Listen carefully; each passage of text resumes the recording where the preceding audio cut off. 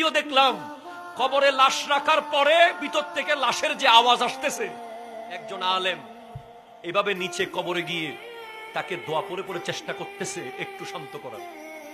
والصراط حق والميزان حق وتطاير الكتب حق وأن الجنة حق والنار حق وأن الساعة آتية لا ريب فيها وأن الله يبعث من في القبور.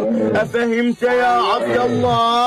ثبتك الله بالقول الثابت وهداك الله إلى صراط مستقيم وعرف الله بينك وبين أوليائك في مستقر من رحمتك.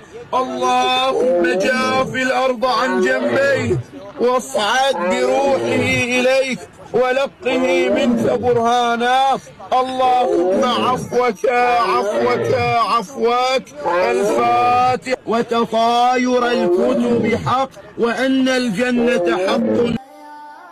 আপনি তো কবরের আওয়াজ শোনার শক্তি আমাদের নাই।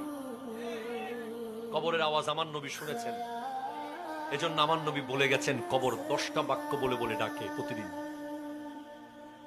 আমার যে যুবক ভাইয়েরা আজকে এনজয় করছেন, আজকে দুনিয়াটাকে জান্নাত মনে করতেছেন, কথায় কথায় প্রতিশোধ নিচ্ছেন, কথায় কথায় গলা ধাক্কা দিচ্ছেন, কথায় কথায় হুমকি দিচ্ছেন, আপনাকে কবর প্রতিদিন ডাক দিয়ে বলছে